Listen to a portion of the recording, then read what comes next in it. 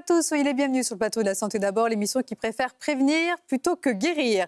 Vous souffrez de troubles digestifs, de douleurs musculaires ou articulaires à répétition, d'anomalies cardiaques ou encore d'acouphènes. Et si la cause de ces problèmes se trouvait tout simplement dans votre bouche, on n'imagine pas toutes les conséquences sur notre santé d'une mauvaise hygiène bucco-dentaire.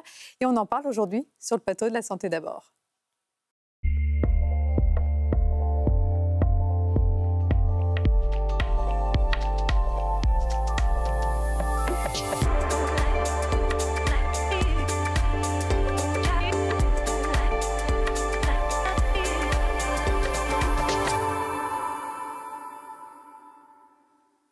Alors, la bouche et les dents ne servent pas seulement à sourire, elles permettent de s'alimenter, mais aussi de digérer, de parler, de respirer, bref, de vivre tout simplement. Et si ce système bucco-dentaire dysfonctionne, eh bien, c'est tout notre état de santé générale qui peut être en péril. Et à ce sujet, nous avons des révélations surprenantes à vous faire avec mes deux invités, des révélations qui devraient vous convaincre que prendre soin de ses dents et surtout de son microbiote buccal, eh bien, c'est le meilleur service que vous pouvez vous rendre avant que les problèmes arrivent. Et vous allez voir, ce n'est pas si compliqué. Maude Gabriel, bonjour. Bonjour. Alors, vous êtes naturopathe, phytothérapeute et micronutritionniste à Lyon et vous êtes notamment spécialisée dans les troubles digestifs, les troubles du microbiote. Et on verra qu'il y a un lien vraiment entre le microbiote oral et le microbiote digestif. Docteur François Thibault, bonjour. Bonjour. Alors, vous êtes dentiste et consultant en santé préventive bucco-dentaire. Vous avez créé Préventissimo, la téléconsultation dédiée à la prévention bucco-dentaire. Absolument. Merci à tous les deux d'avoir répondu à mon invitation. Est-ce que les Français ont conscience de l'importance pour leur santé d'une bonne hygiène bucco-dentaire et surtout d'un bon microbiote buccal? Regardez, c'est un reportage de Marine Kijek et de Mathieu Guillot.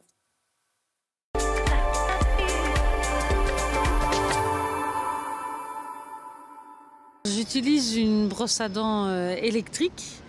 Et oui, je pense que j'ai une bonne santé bucco-dentaire. J'utilise plutôt une brosse à dents normale, manuelle. Pour moi, les espaces les plus compliqués à nettoyer, c'est peut-être le fond des dents, parce que c'est compliqué un peu d'attendre parfois. Le tartre, on doit l'enlever parce que ma dentiste nous dit régulièrement que si on en a, ça peut déchausser les dents, donc il faut mieux l'enlever régulièrement. C'est une chose importante d'aller assez régulièrement chez le dentiste. J'essaye de faire attention quand même de moins manger de sucre. J'ai toujours entendu dire qu'il fallait prendre soin de ses dents parce que une mauvaise hygiène bucco-dentaire avait un impact sur toute la sphère ORL, même des maladies cardiovasculaires. Le microbiote buccal, non, je ne connais pas du tout. C'est toute la flore bactérienne qui vit en fait à l'intérieur de la cavité buccale et qui sert à l'élimination de certaines bactéries qui peuvent être mauvaises, je pense,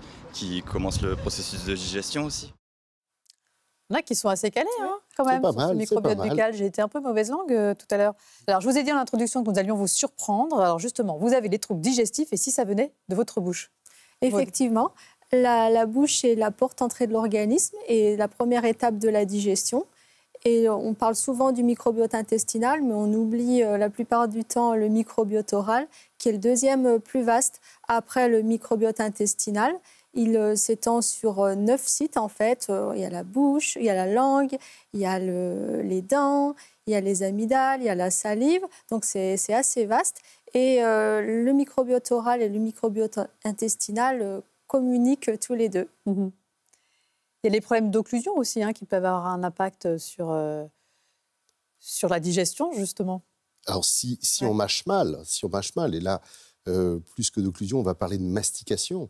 La mastication a un poids énorme dans la bonne digestion. Si on mâche bien, on ensalive bien. Si on ensalive bien, la prédigestion commence. Voilà, donc si vous avez des troubles digestifs, réfléchissez déjà à votre façon de mastiquer, de prendre le temps déjà, de manger lentement. Comment savoir si notre microbiote buccal est en bonne santé, en tout cas en équilibre? Maude? Eh bien, en fait, on pose des questions parce que c'est trop souvent banalisé et il y a des signes qui passent un peu à la trappe où les personnes ne prêtent pas forcément attention. Déjà, un problème d'haleine, des douleurs quand on mastique ou même sans mastiquer. Il peut y avoir des saignements dentaires, des saignements gingivaux, pardon. Il peut y avoir des dents qui bougent. Il peut y avoir aussi des caries. Enfin, voilà, et du tartre, les personnes qui ont beaucoup de tartre, on peut dire qu'il y a un déséquilibre au niveau de la flore donc effectivement, là, buccale. on parle de dysbiose. Donc ça veut dire que c'est un déséquilibre quantitatif et qualitatif du microbiote buccal. Et on parle souvent de bactéries, mais il faut savoir que dans la bouche, c'est comme tous les microbiotes, il y a aussi des virus, il y a des champignons, et c'est normal. Mais le problème, c'est quand ces populations, voilà, il y a un déséquilibre justement dans leur répartition. Quand on a du tartre, souvent, c'est parce qu'on dit souvent que c'est un peu trop acide au niveau de la bouche, c'est ça? Alors, si je peux me permettre, je vais revenir un tout petit peu sur le microbiote. Ce qu'il faut bien comprendre, alors on parle de microbiote ou de flore buccale, ce qu'il faut bien comprendre, c'est que les bactéries, il existe deux grandes catégories de bactéries dans la bouche, des gentilles et des mauvaises. Si on fait tout ce qu'il faut pour que les gentilles disparaissent, les mauvaises vont venir prendre la place. Et là, on va rencontrer tout un tas de problèmes qu'énumérait Maud. Ouais. Maintenant, le tartre, c'est dû à la calcification de la plaque dentaire qui est mal éliminée et qui est laissée sur la surface des dents. La plaque dentaire, c'est cette espèce de petit enduit mou, blanchâtre, nauséabond, qui contient plein de protéines, qui contient des bactéries, qui contient du sucre, donc des débris alimentaires. Mais pourquoi certaines personnes en fabriquent plus que d'autres?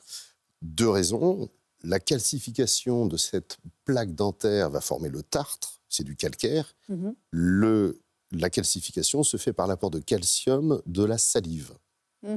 Alors, deux possibilités, soit une salive un peu plus calcaire chez certains que chez d'autres, et puis majoritairement pour ceux qui ont beaucoup de tartre, une hygiène, une qualité d'hygiène qui n'est pas tout à fait au rendez-vous, et donc des dépôts qui sont laissés en place.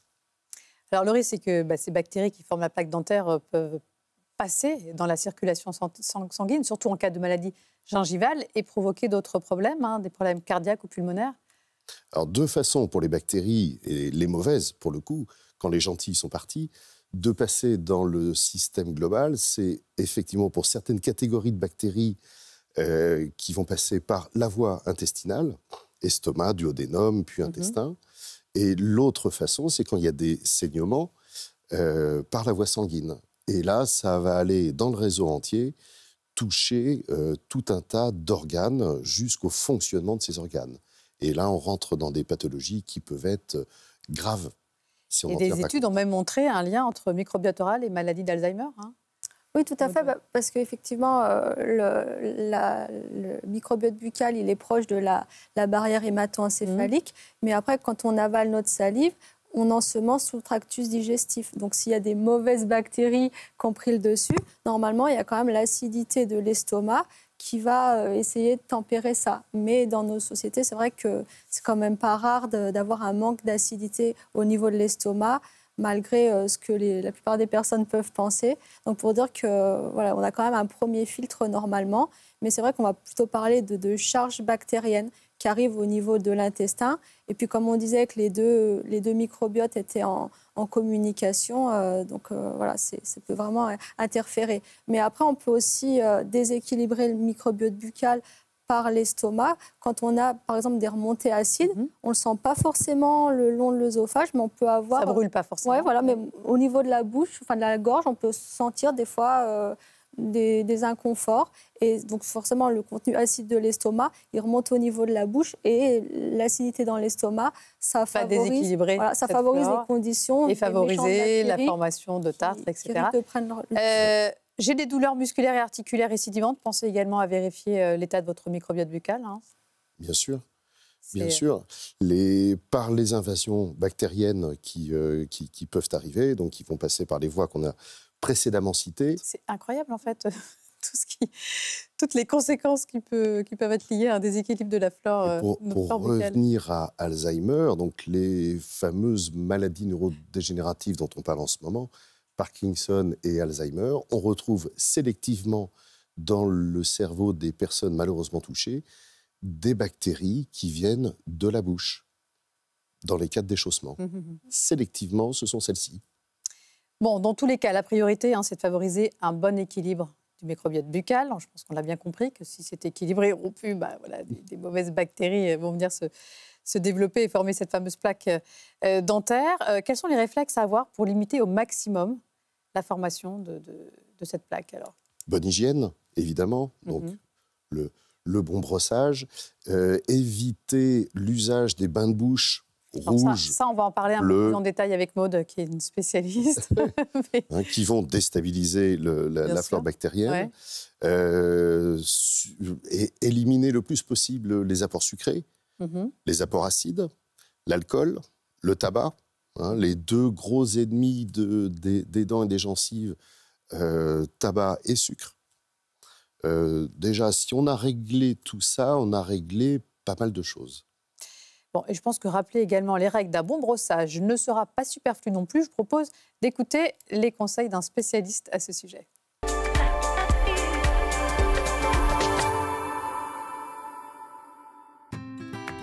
Aujourd'hui, nous sommes avec Elon et nous allons vous montrer comment se brosser les dents.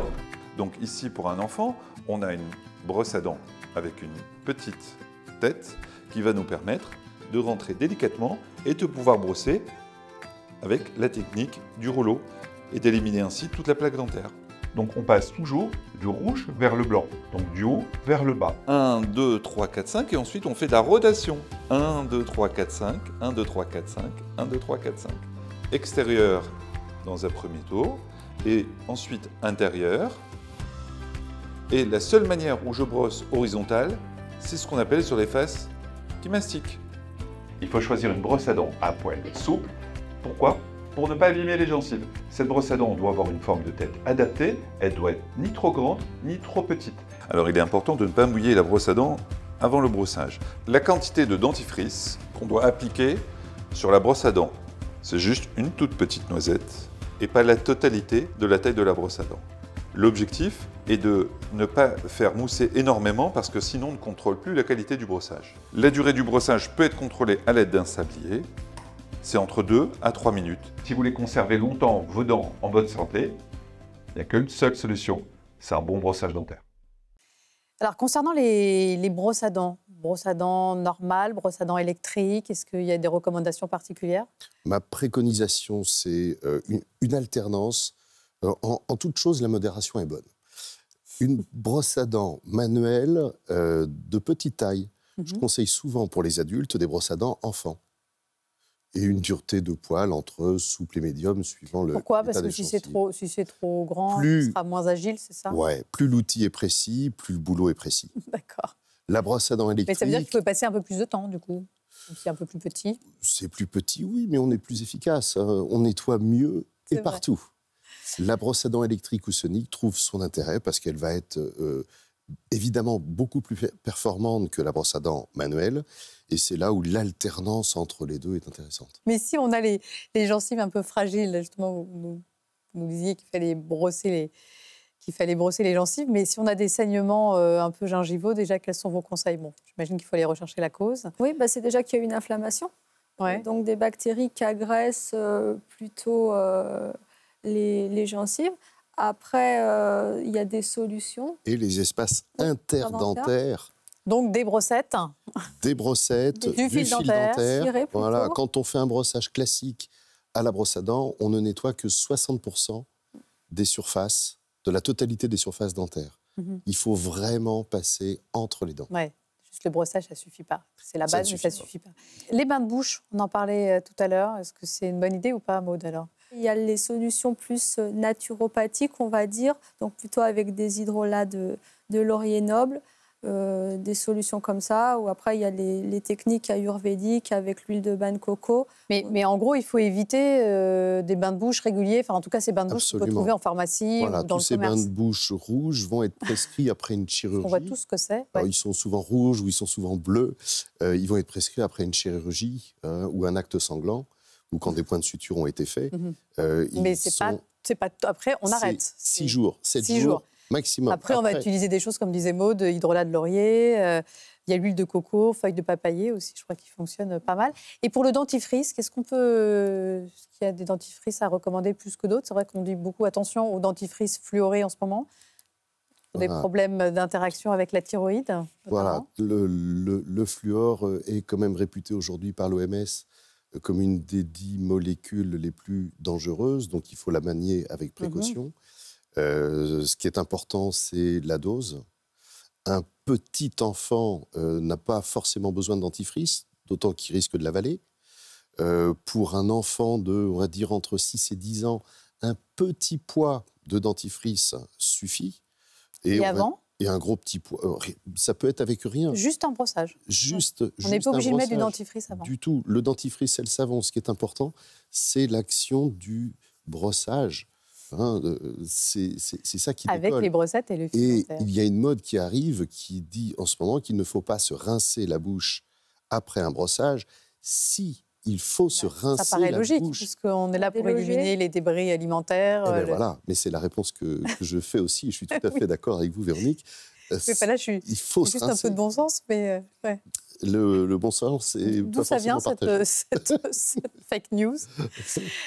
Prendre des probiotiques, Maud, est-ce que cela peut également favoriser un bon équilibre du microbiote buccal? Et expliquez-nous pourquoi et surtout comment on peut les utiliser.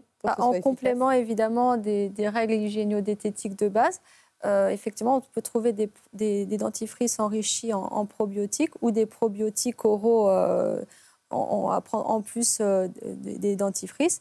Mais il faut toujours favoriser des produits qui contiennent, par exemple, Salivarius K12, parce qu'elle va plutôt neutraliser les acides. Et le docteur Thibault disait bien que l'acidité dans la bouche favorisait le développement des méchantes bactéries.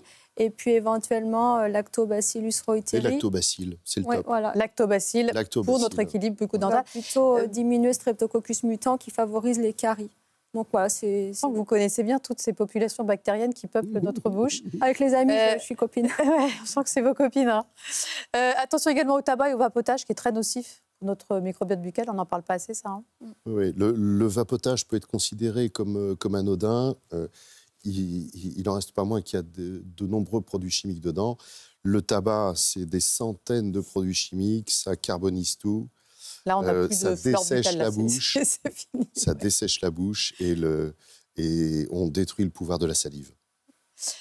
Juste un mot peut-être sur les aftes. Quelles sont les causes les plus fréquentes? Est-ce qu'il y a des moyens naturels pour les soulager? Les causes, alors c'est l'éthiopathologie, pour utiliser un mot un petit peu compliqué. La cause des aftes, en fait, elle est multifactorielle. On ne sait pas trop vraiment ce qui se passe.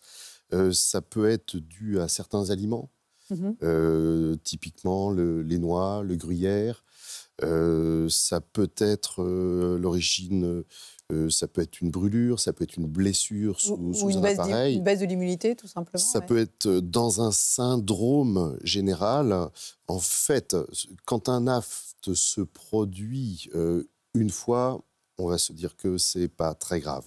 Il n'y a pas grand-chose à faire. Sinon, récidivant, moi, je conseillais souvent faire un cataplasme de feuilles de persil frais, qui est bourré de vitamine C et qui est un excellent cicatrisant. Consommer régulièrement du persil en prévention. Voilà, bon complément. Ouais. Quand les aftes sont récidivants, jusqu'aux aftes géants qui peuvent être très handicapants, là, il faut vraiment consulter et ça sera très souvent dans un syndrome pathologique, une maladie globale. D'accord. Maud?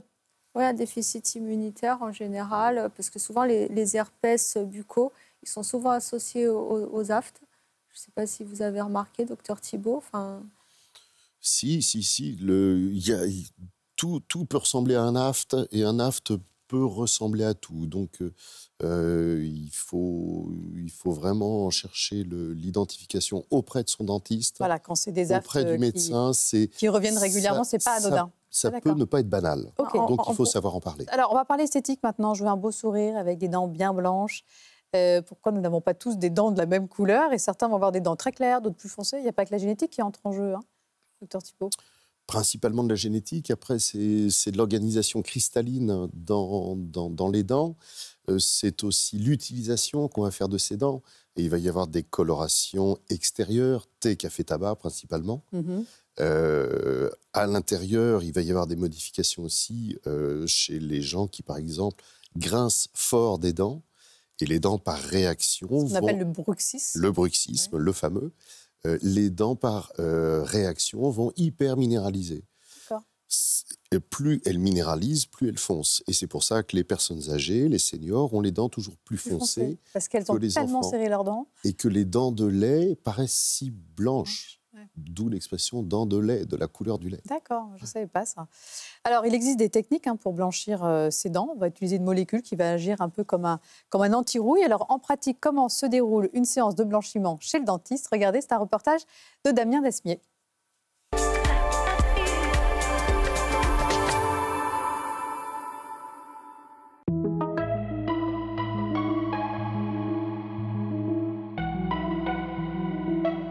Le blanchiment dentaire, c'est une technique qui consiste à éclaircir les dents au fauteuil en une seule séance et qui permet d'éclaircir de 2 à 9 teintes.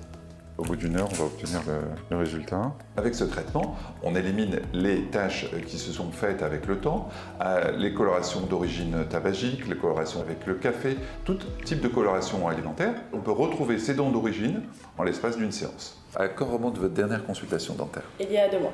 Il est extrêmement important de faire une consultation pour voir déjà si vous avez des caries, si vous avez une sensibilité dentaire extrêmement élevée, parfois c'est pas possible, et également il y a certaines dents qui ne s'éclaircissent pas. Donc là on isole complètement les dents, on laisse apparaître justement que les dents, donc on protège toutes les gencives. Le blanchiment dentaire s'effectue avec une application de produit sur les dents. Il est extrêmement important de s'adresser à un professionnel de santé dentaire parce que si le produit est mal appliqué et si les gencives sont mal protégées ou il s'agit d'un mauvais produit, cela peut causer un effet délétère sur vos dents et sur vos gencives. On vient de terminer le blanchiment dentaire et je constate que nous avons gagné 8 teintes. Le visuel, il est incroyable, vraiment fou. Il est toujours plus agréable d'avoir quelqu'un qui a un sourire lumineux qu'avoir un sourire terne et jaune. Lumineux, mais pas trop blanc non plus. Quand on voit toutes ces stars de cinéma là, avec les dents ou de la télé avec des dents tellement blanches, c'est pas très joli non plus. Faut arriver à bien choisir sa teinte. C'est souvent du faux. Ah oui, c'est des facettes, souvent. Ouais, c'est vrai. Ouais. Mais trop blanc, c'est pas esthétique non plus. On est d'accord. Ça perd le côté naturel. C'est vrai. Sûr. Ouais. Est-ce qu'il existe des alternatives naturelles, justement, en tout cas moins chimiques, à ces techniques de blanchiment qu'on peut faire au cabinet? Je pense au bicarbonate de soude. Alors le bicarbonate dentifrice, ou les dentifrices au charbon qui sont là pour leur activité abrasive. Donc qui dit abrasion dit danger. Alors, donc il ne faut pas les utiliser en continu, tous ces dentifrices blancheurs. Ce qui est important, c'est de bien marquer l'indication du blanchiment et surtout bien en connaître les contre-indications. En cabinet, on refuse beaucoup plus que l'on accepte des blanchiments. Parce que s'il y a du café, du thé, du tabac, ça sert à rien. Pas de blanc, c'est interdit. Il ne faut surtout pas en faire à ce moment-là. D'accord. S'il y a des sensibilités, s'il y a une prédisposition aux caries, s'il y a des problèmes gingivaux avec des saignements, en cas de grossesse, chez les jeunes... Et c'est à partir de quel âge?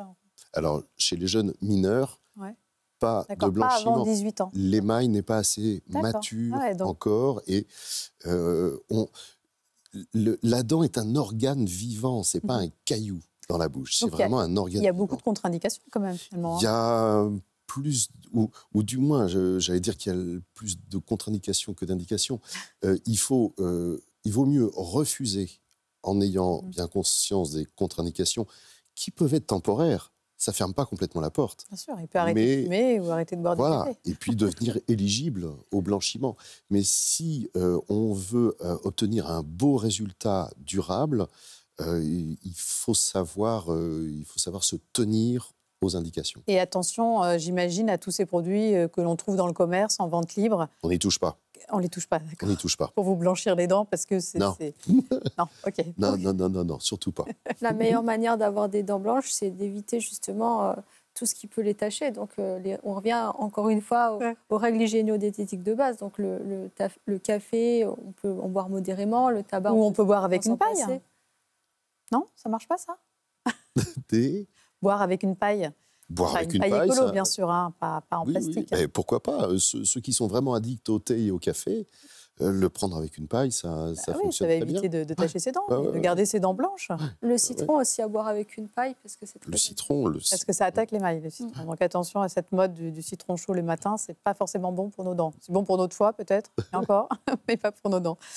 Bon, on arrive déjà... Est-ce que je peux me permettre de donner une astuce? Mais bien sûr, nous, on a une émission très pratico-pratique. On adore les astuces sur le plateau de La Santé d'abord. Pour donner l'illusion qu'on a les dents blanches et si on n'a pas le temps de partir en vacances au soleil et revenir avec la peau hâlée qui donne l'impression des dents plus blanches, c'est d'aller dans un magasin de cosmétiques et d'acheter un rouge à lèvres qui sera mat, entre rose et marron, donc on va dire une teinte un peu tuilée, qui va foncer un peu les lèvres. Un peu ocre, en fait. Voilà, et par effet de contraste, les dents, comme par magie, vont apparaître un petit peu plus blanches. D'accord, mais bon, c'est pour les femmes, on est d'accord. Plutôt. Plutôt, ouais, pour vous, c'est... Quoique. Pour vous, dommage. Bon, un grand merci à tous les deux. On a appris beaucoup de choses. Merci pour toutes ces astuces. Alors, les points clés à retenir. La digestion commence dans la bouche. Un mauvais microbiote buccal peut être à l'origine de maladies cardiovasculaires, pulmonaires, de douleurs musculaires, articulaires. On a même montré un lien entre microbiote oral et la maladie Alzheimer. Donc vraiment, on en prend soin de ce microbiote. Et puis attention, bonne bouche trop abrasif au tabac, au vapotage et à toutes ces substances qui peuvent tacher nos dents. Voilà, un grand merci. Merci à tous ceux qui m'ont aidé à préparer cette émission. Merci à tous de nous avoir suivis. Et je vous donne rendez-vous très bientôt pour un prochain numéro de La Santé d'abord. D'ici là, prenez soin de vous.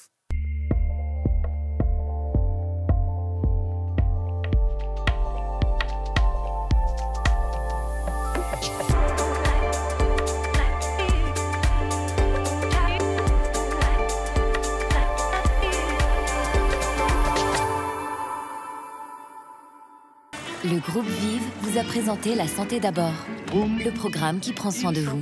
Groupe Vive pour une santé accessible à tous.